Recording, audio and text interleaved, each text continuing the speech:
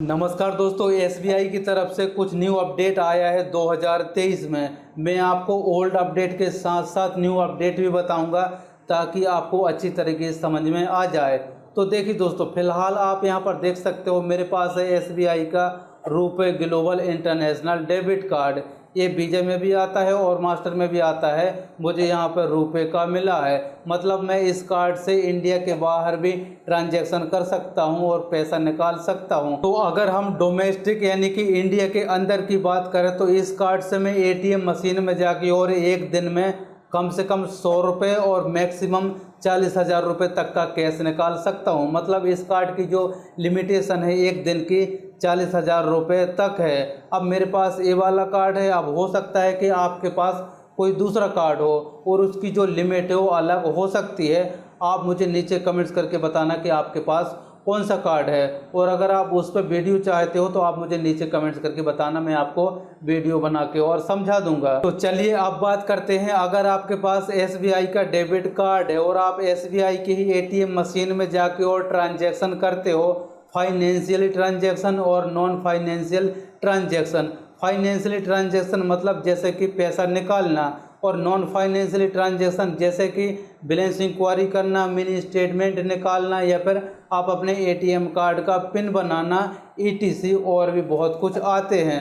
तो आपको एक महीने में 5 फ्री ट्रांजैक्शन मिल जाते हैं। तो ये तो रही एसबीआई टू एसबीआई की बात। चलिए अब बात करते हैं, अगर आपके पास एसबीआई का डेबिट कार्ड है और आप दूसरे बैंक के एटीएम मशीन में जाके और ट्रांजैक्शन करते हो, चाहे आप फाइनेंशियली करो या फिर नॉन फाइनेंशियली ट्रांजैक्शन करो, तो आपको एक महीने में, अगर आप मेट्रो सिटी में रहते हो जैसे कि दिल्ली, मुंबई, कोलकाता, चेन्नई और हैदराबाद, तो आपको एक महीने में 3 फ्री ट्रांजैक्शन मिलते हैं। वहीं अगर आप नॉन मेट्रो सिटी में रहते हो तो आपको 5 फ्री ट्रांजैक्शन मिल जाते हैं। तो अब बात करते हैं कि एसबीआई में जो आपको एक महीने में 5 फ्री ट्रांजैक्शन मिले हैं, अगर वो पूरे हो जाते हैं और इसके बाद भी आप ट्रांजैक्शन करते हो तो पर ट्रांजैक्शन चार्ज 21 रुपये तक ले लिया जाएगा। और अब ये बैंक के ऊपर डिपेंड करता है कि वो 21 रुपये लेता है या फिर इससे कम लेता है।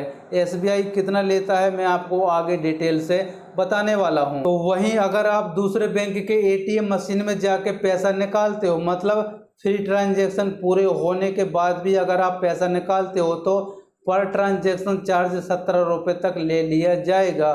और अगर आप मिनी स्टेटमेंट या फिर एटीएम पिन या फिर बैलेंस इंक्वायरी करते हो तो 6 रुपये पर ट्रांजैक्शन चार्ज लग जाएगा। तो ये तो रहा 2021 का सर्कुलर। चलिए अब मैं आपको 2022 का बता देता हूं। तो 2022 के हिसाब से आप यहां पर देख सकते हो, अगर आप अपने ही बैंक के एटीएम मशीन में जाके और ट्रांजैक्शन करते हो तो आपको एक महीने में 5 फ्री ट्रांजैक्शन मिल जाएंगे। अब आपके मन में एक सवाल आ रहा होगा कि पहले भी तो एक महीने में 5 फ्री ट्रांजैक्शन दे रहा था और अभी भी 5 दे रहा है, तो फिर दोनों में फ़र्क क्या है? तो फ़र्क ये है कि अभी के तौर पे जो 5 फ्री ट्रांजैक्शन दे रहा है ओनली फाइनेंशियली ट्रांजैक्शन दे रहा है, और इससे पहले जो 5 फ्री ट्रांजैक्शन दिया था उस पर फाइनेंशियल एंड नॉन फाइनेंशियली दोनों साथ में था।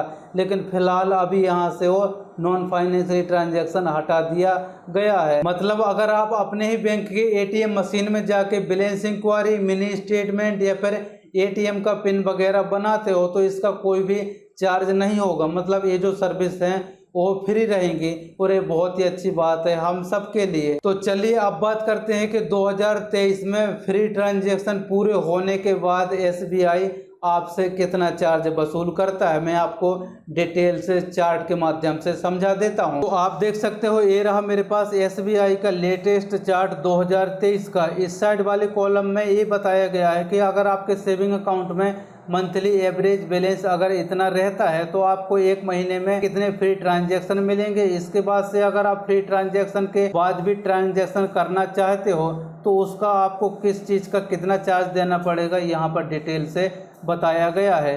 चलिए मैं आपको 1 बाय 1 अच्छी तरीके से समझा देता हूँ। तो देखिए दोस्तों, ऊपर ही लिखा हुआ कि number of free transaction per month, यहाँ पर both financial and non financial transaction. इसके बाद से इस साइड है ओनली कैश। इसके बाद से अगर आप एसबीआई का एटीएम कार्ड लेके और अदर बैंक के एटीएम मशीन में जाते हो ट्रांजैक्शन करने के लिए तो अगर आप मेट्रो सिटी में रहते हो और आपके सेविंग अकाउंट में 25,000 रुपये तक रहता है तो आपको यहाँ पर 3 फ्री ट्रांजैक्शन मिल जाते हैं। इसके बाद से अदर मेट्रो सिटी वालों के लिए यहाँ पर 5 फ्री ट्रांजैक्शन मिल जाते हैं और एसी वालों को यहाँ पर 5 फ्री ट्रांजैक्शन मिल जाते हैं। इसके बाद से अगर आपके सेविंग अकाउंट में 25,000 से ऊपर है और 50,000 तक है तो आपको यहाँ पर 3, इसके बाद से यहाँ पर 5 और SBI वालों को अनलिमिटेड है। इसके बाद से अगर आपके सेविंग अकाउंट में 50,000 से ऊपर है और 1 लाख रुपए तक है तो आपको यहाँ पर 3 फ्री ट्रांजैक्शन, इसके बाद से यहाँ पर 5 और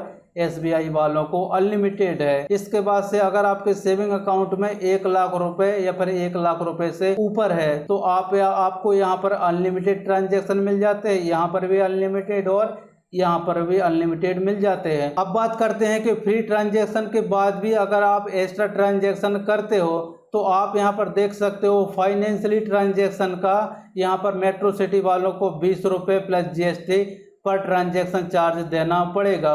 उसी प्रकार से मेट्रो सिटी के अलावा और यहाँ पर SBI वालों को यहाँ पर 10 रुपये प्लस GST पर ट्रांजैक्शन चार्ज लग जाएगा।